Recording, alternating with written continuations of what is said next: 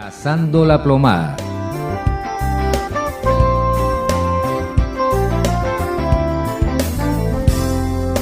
Estábamos hablando en la primera media hora, hemos estado hablando de lo que la palabra nos enseña, de por qué motivo vienen las pruebas, pero también el testimonio que nos ha dado Jorge de la vida diaria, de la vida continua, y cómo uno vive el evangelio, ¿no? En el día a día.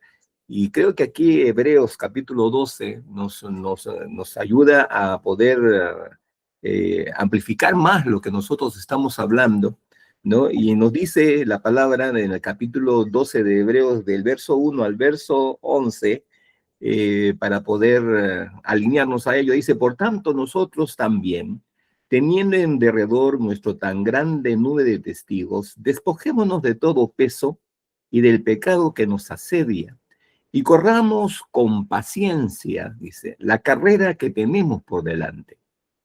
Puestos los ojos en Jesús, el autor y consumador de la fe, el cual por el gozo puesto delante de él sufrió la cruz, menospreciando el oprobio, y se sentó a la diestra del trono de Dios. Considerad aquel que sufrió tal contradicción de pecadores contra sí mismo, para que nuestro ánimo no se canse hasta desmayar, porque aún no habéis resistido hasta la sangre, combatiendo contra el pecado. Y habéis ya olvidado la exhortación que como a hijos se os dirige diciendo: hijo mío, no menosprecies la disciplina del Señor, ni desmayes cuando eres reprendido por él, porque el Señor al que ama disciplina y azota a todo el que recibe por hijo. Si soportáis la disciplina, Dios os trata como hijos, porque ¿qué hijo es aquel a quien el Padre no disciplina? Pues si se os deja sin disciplina, de la cual todos han sido participantes, entonces sois bastardos y no hijos. Por otra parte, tuvimos a nuestros padres terrenales que nos disciplinaban y los venerábamos. ¿Por qué no obedeceremos mucho mejor al Padre de los Espíritus y viviremos? Y aquellos ciertamente por pocos días nos disciplinaban como a ellos les parecía.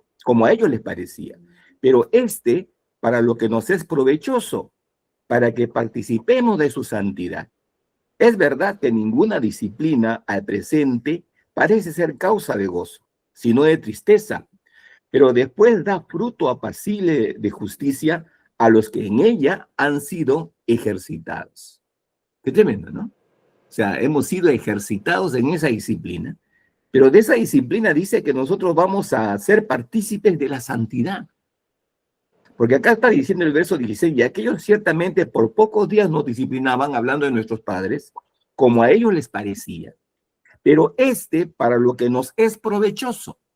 O sea, todo hijo, querramos o no querramos, le es provechoso la disciplina de Dios. ¿Y por qué es provechoso? Para que participemos de su santidad. O sea, no podemos nosotros participar de la santidad de Dios sin pasar por la disciplina de parte de Dios y de asumir que es necesario que pasemos por esa disciplina, ¿no? Y luego dice el verso 11, ¿no? Para contentarnos y ponernos en línea, ¿no? En verdad, en ninguna disciplina, o sea, es verdad que ninguna disciplina al presente parece ser causa de gozo. A mí no ha sido muchas causas de gozo, muchas disciplinas, te lo digo. Sino de tristeza, dice. Pero después, dice, después, ¿no? Da fruto apacible de justicia a los que en ella han sido ejercitados. Y Jorge estaba hablando de la paz que sobrepasa todo entendimiento, ¿no? Y estaba hablando de la fe que es firme y constante en medio de situaciones tan difíciles que nos tocaron vivir. Y aquí nos está hablando claramente que ese fruto apacible de justicia va a producirse porque hemos sido ejercitados en ello. O sea, creo que nuestras canas no están en mano, ¿no? Porque hemos sido ejercitados. Las canas son una demostración de vejez o de madurez, ¿no? O sea, hay que entenderlo, ¿no? Para muchos, especialmente para los viejos antiguos, las canas no son vejez, son madurez. Porque al anciano se le llamaba para que tomara las mejores decisiones. Al anciano se le llamaba para que dé las mejores conferencias, para que los jóvenes pudieran seguir camino. Hoy en día, lastimosamente, las juventudes de hoy han desaparecido al anciano en sus casas y lo han vuelto en albergues y en esos lugares, lastimosamente perdiendo esa gran sabiduría que Dios les ha dotado para poder encaminar los caminos de los jóvenes. Por eso que yo admiro mucho a los judíos en eso, ¿no? Los judíos cuidan a sus ancianos, viven con ellos, se reúnen con ellos y les piden consejo a ellos. Algo que todavía en el Perú, en algunos lugares del Perú se practica, que es en la sierra o en la costa o el norte o en el sur, algunos llaman a papá, papá, ¿puedo conversar contigo? Claro, hijo, ahí está el papá siempre listo, ¿no? Y viene el hijo y le plantea el problema. Y el padre, con toda sabiduría y la experiencia vivida, le empieza a dar el consejo. Y verdaderamente, aquí es claro el capítulo 12 de Hebreo, ¿verdad? Pastor, una pregunta en ese sentido. ¿Qué pensar de congregaciones que dejan de lado a los ancianos, los mayores, y simplemente no hay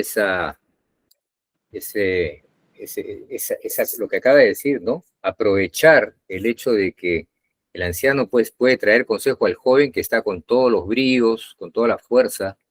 ¿Qué pensar que yo entendería eso en negocios, pero dentro de la iglesia, en congregaciones, que a los mayores se les deja de lado y dejan que los jóvenes como que empiecen de nuevo y por supuesto tropiecen y no puedan, digamos, llevar la continuidad de lo avanzado hasta ahora y mejorarlo, por supuesto, ¿no? Con el respaldo de mayores.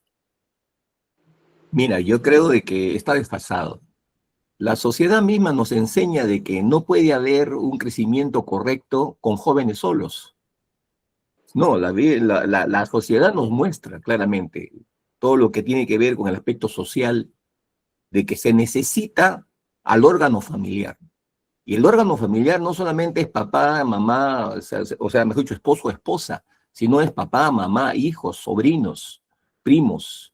O sea, es toda la familia. Y por eso que la constitución del Estado peruano conlleva a la célula familiar como principal fundamento de lo que significa la constitución. Ahora, la Biblia habla de la familia. No nos olvidemos que el matrimonio fue constituido por Dios. O sea, no fue constituido por una sociedad o por el mundo o por la humanidad. No, Dios constituyó al hombre y a la mujer como matrimonio. Por consiguiente es divino. Y por eso que cuando nosotros tratamos los asuntos matrimoniales, el problema no es el matrimonio, el problema son los individuos. El hombre o la mujer por su lado, en donde no han aprendido a vivir en la identidad en Cristo, en la cual arriesgan el matrimonio que es divino. Y eso es lo que yo estoy tratando ahorita con una pareja que está teniendo problemas y estoy haciendo un asesoramiento de ellos. Y yo le dije, bueno, aquí ustedes tienen que volver a lo que dice la Biblia, porque el matrimonio no es algo instituido por una constitución o por una situación legal, no, es por Dios. Entonces tenemos que darle la gloria a Dios en eso y empezar a ser corregidos para poder encajar en lo que Dios ha dicho sobre el matrimonio. Entonces, de igual manera, Dios puso a los ancianos. Yo no creo que una iglesia pueda caminar correctamente si no tiene ancianos. Tampoco creo que una iglesia puede caminar correctamente si no tiene niños. Y tampoco puede caminar correctamente si no tiene jóvenes. Entonces yo me veo en la iglesia primitiva de que estaba llena de todos los jóvenes, de todos los niños, de todos los ancianos y de todos los adultos. Por consiguiente, no faltaba en la iglesia primitiva el crecimiento de la raza humana. Estaba presente. Y para que una iglesia cumpla su función, requiere eso, estar presente. O sea, no hay que yo solamente he sido llamado a los jóvenes. Entonces yo pregunto, ¿y los ancianos? ¿Y si te vienen ancianos los votas? ¿Y si te vienen niños los votas?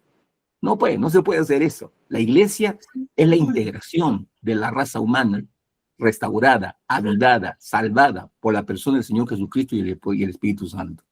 Amén. Entonces, eso es lo que es la iglesia. Pero no es una iglesia, pues, manca. Es una iglesia integrada, armoniosa. Como dice la Biblia, es un cuerpo, con diferentes funciones, con diferentes partes. Es un cuerpo, pero solamente un cuerpo unido, ¿no? Y tenemos una sola cabeza, es el Señor Jesucristo. Pero yo creo que para que una iglesia funcione correctamente, la familia es fundamental. Es fundamental. Sí. Hablábamos al principio de la media hora anterior de que una vez que una persona ha pasado por la experiencia del nuevo nacimiento, necesita aprender a desarrollar o a madurar en la fe que ha recibido, porque la fe no la producimos nosotros, la fe la hemos recibido de parte de Dios. Y hay que aprender, ¿por qué? Porque ya no podemos vivir, decíamos en la primera media hora, mediante nuestros sentidos y nuestra razón, porque eso nos hace autónomos, autodependientes, no. Ahora hemos sido insertados en el cuerpo como miembro del cuerpo de Cristo, ¿no? Somos ya, no podemos hacer lo que nos da la gana porque hemos recibido una salvación que es muy grande y hemos decidido ser sumergidos dentro de la persona de Jesús. Y para eso se requiere la fe. Y decíamos también en el programa anterior de que Dios equipara la fe con el oro, el cual para poder probar su calidad y poder probar cuán genuino es, tenía que pasar por fuego, y eso nos habla de pruebas. Y hay un pasaje del apóstol Pablo que está en 2 de Timoteo, capítulo 4 y verso 7, y quisiera que podamos reflexionar aquí nosotros con ustedes, que llama poderosamente la atención. Si no me equivoco, este libro fue escrito cuando estaba en prisión, si no me equivoco, y dice lo siguiente: he peleado la buena batalla, está hablando en pasado, he peleado la buena batalla, he terminado la carrera, es decir, él tenía un compromiso, tenía un objetivo, y dice, y he terminado, ya he cumplido con el objetivo, y al final nos revela lo que para él el objetivo es, he guardado la fe. Y pareciera que fue una cosa muy sencilla, no muy dramática. Oye, pero guardar la fe, tan importante, o sea, ¿por qué lo pones así, Pablo? Y podemos ver que cuando dice, he peleado la buena batalla, está hablando de una lucha, y la Escritura dice que nuestra lucha no es contra carne y sangre, sino contra huestes espirituales de maldad.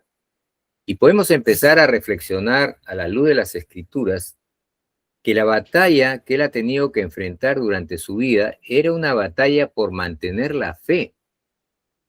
Quiere decir que todo el ataque del mundo espiritual, de la oscuridad y todo lo que sucede en un creyente en forma negativa tiene que ver con robarle su fe o que no madure en su fe, que se quede como un niño en Cristo, de tal manera que sí, tiene una nueva naturaleza, es cierto, tiene el Espíritu de Dios, es cierto, pero sigue viviendo en base a sus razonamientos, sus sentidos o sus pasiones y sus deseos.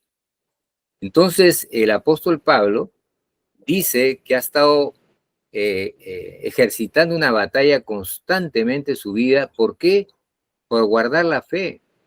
Estaba como en varias oportunidades por perder la fe. Entonces, podemos ver que si Pablo habla así, imagínense cualquiera de nosotros, tenemos que estar advertidos que la batalla que tenemos que enfrentar es mantenernos en aquella fe que ha sido derramada hacia cada uno de los creyentes.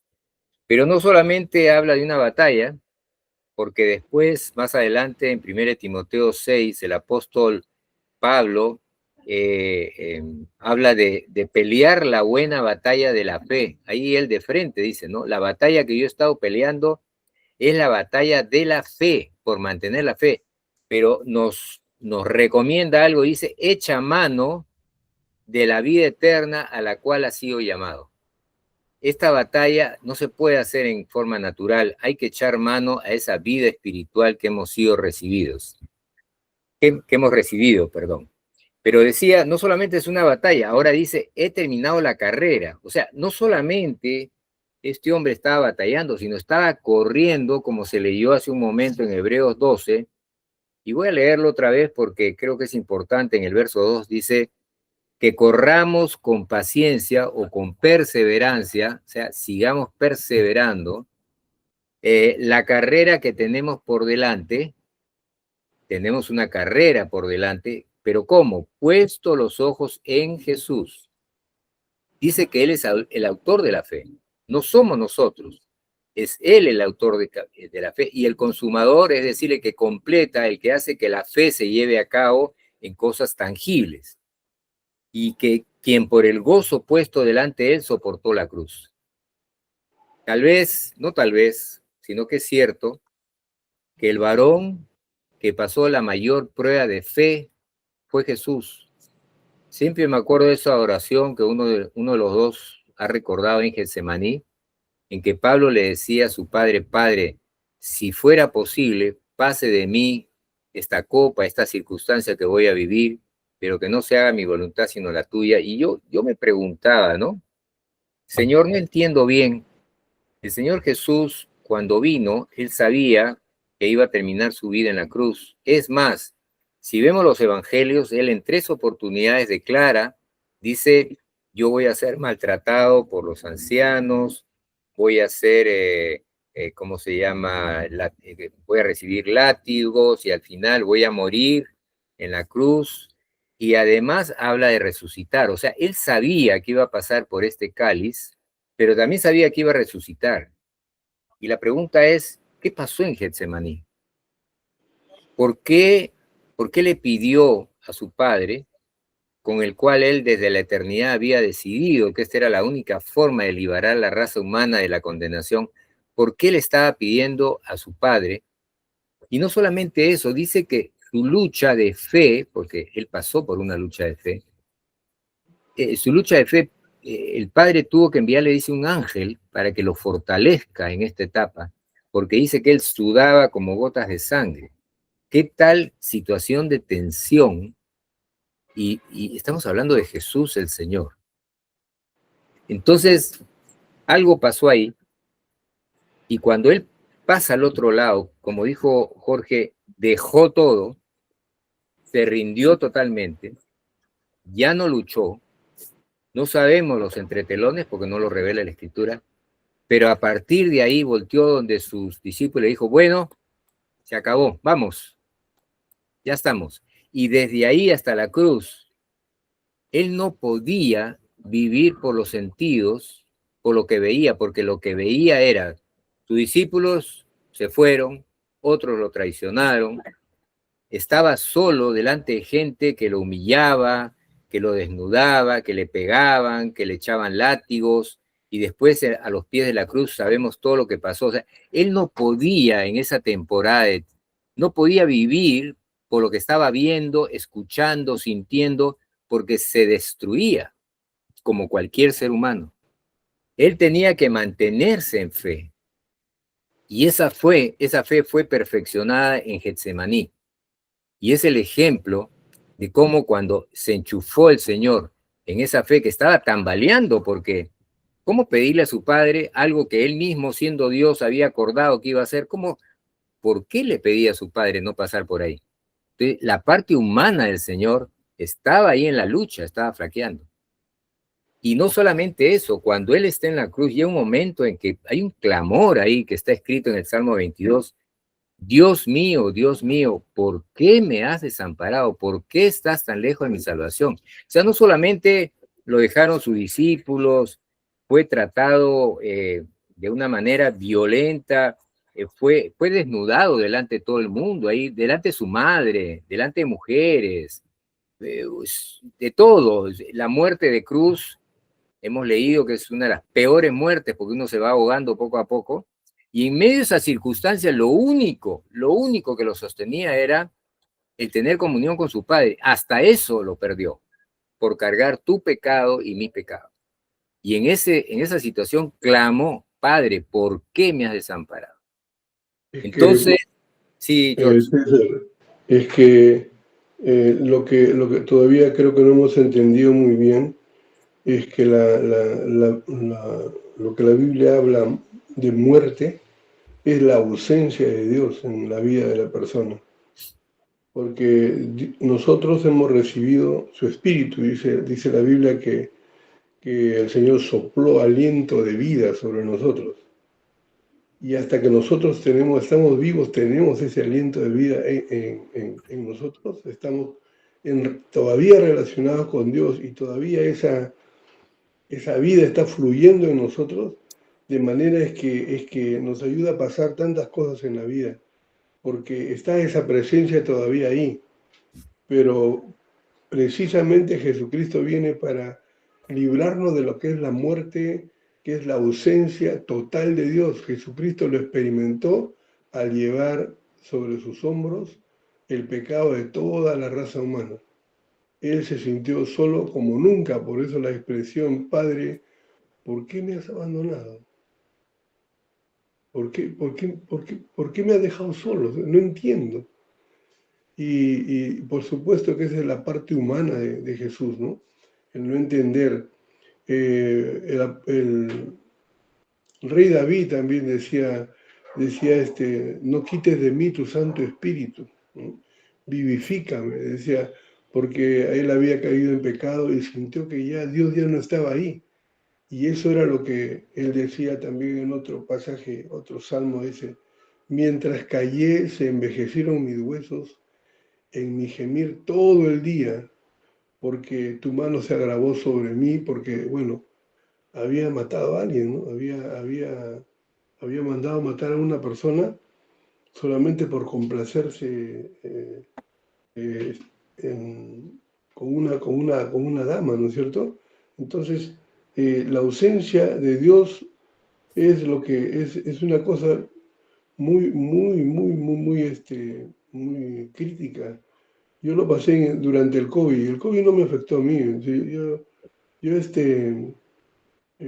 estaba muriéndome por el COVID. Pero lo que a mí más me afectó es no sentía, no percibía que Dios estaba a mi lado. Este, y eso me angustiaba de tal manera. Decía, Señor, ¿dónde está? Le decía. Y ahí experimenté lo que es cuando Dios se hace a un lado, ¿no? Y así va a ser cuando nosotros un día tengamos que partir a la presencia del Señor. Va a pasar eso porque la Biblia se cumple en todos sus extremos, ¿no? Dice, la paga del pecado es muerte. El día que nos toque partir, esa ausencia momentánea del Señor que se hace a un lado para que se cumpla esa ley, es lo que el ser humano pasa. Sin embargo, también dice el salmista que aunque ande en valle de sombra o de muerte, no temeré mal alguno. Me acuerdo que una vez me llamaron para poder orar por una persona que estaba ya partiendo y la persona estaba bien angustiada, bien preocupada en medio de su sopor de muerte. Entonces, yo lo vi así y me acerqué y le hablé a su oído, le dije, porque era una persona creyente, ¿no? Me acerqué a su oído y le dije, ¿recuerdas que dice el Salmo, aunque ande en valle de sombra, en su oído, aunque ande en valle de sombra de muerte, no temeré mal alguno porque tú estarás conmigo?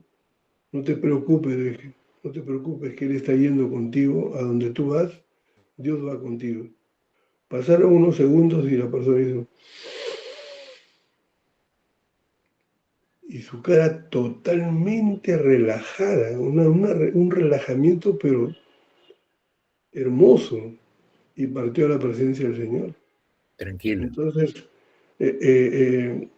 la experiencia de no tener, de la ausencia de Dios es la muerte realmente. Es la muerte, Dios ya no está con nosotros, se fue, se apartó, quitó su aliento de vida. Y por eso se cumple la palabra también en ese aspecto que dice la paga del pecado es muerte. Amén. Y felizmente que el pasaje sigue, dice, mas la dádiva de Dios es vida eterna en Cristo Jesús, Señor nuestro. Y es por eso de todo lo que hemos estado hablando en estas 2 medias horas, y tengo la impresión que probablemente los siguientes programas tengamos que completar todo lo que teníamos previsto para compartir con ustedes. Quisiera, ya que se ha terminado también la segunda media hora, quisiera terminar con el verso que hemos leído de 2 Timoteo 4:7, que dice, he peleado la buena batalla. Ya sabemos a qué batalla se refiere. Es una batalla a permanecer en lo que hemos creído. La segunda parte dice, he terminado mi carrera. Quiere decir de que hay un recorrido que Dios ha puesto, eso se llama propósito. Dios ha traído a cada uno con un propósito, con un fin. Nos ha dotado de dones, de capacidades, de familia, de una serie de consideraciones, lugares, ubicación, país, y todo tiene un propósito, porque Dios tiene pues todo un plan integral. Y dice, he terminado mi carrera, es decir, he cumplido con el encargo. ¿Qué les parece? Pudiéramos decir eso nosotros, he cumplido ya con el encargo, me siento satisfecho. Y la última frase, para mí, siempre he pensado que Pablo prácticamente la gritó. ¡He guardado la fe! La gritó. Yo creo que no dijo, sí, compadre, he guardado la fe. No, él no dijo eso. Él dijo, después de la batalla que he tenido durante toda mi vida, después de haber corrido con perseverancia, al final lo hice, lo logré, he guardado la fe. Que sea esa pues nuestro grito de guerra, estoy guardando la fe. Y cuando toque el momento decir, he guardado, estoy preparado, ¿por qué? Porque me mantuve fiel y firme en la batalla, porque he cumplido el propósito para el cual me han encargado y me han capacitado y me han preparado, porque todo esto es un proceso de pruebas y pruebas, y hemos visto que es, recuerdo que cuando me detectaron el cáncer hace años atrás, recibí una palabra de Dios que dijo, esto no es para destrucción, esto es para promoción. ¿Y qué quiere decir? ¿Sabes qué, compadrito? Ya déjate de jugar a la religión y ahora vamos avanzando un peldaño más. Pero los peldaños no se pasan pues en teoría, con un papelito, con un examen en un escritorio, no. Se pasan con vida, con experiencias, con cosas que a veces nos tienen madrugadas buscando a Dios, recordando toda su palabra, comiéndonos toda la escritura, buscando la comunión con el Espíritu Santo, de tal manera que podamos gritar juntamente con Pablo, he peleado la buena batalla, he terminado la carrera, he guardado la fe. Amén. Amén. ¿Algo que quieran agregar para terminar? Porque ya nos ganó el tiempo, pero tenemos un minuto todavía. ¿No? Todo bien. Ya, estamos bien. Entonces, amigos, una alegría poder estar una vez más con ustedes. Les confesamos que anhelamos poder estar no solamente a través de las redes, sino también en directo. Así que seguimos orando que el Señor nos dé sabiduría y formas para poder reunirnos como era anteriormente. Bien, con el favor de Dios estaremos de regreso con ustedes. Chao, chao. Chao. Chao, chao.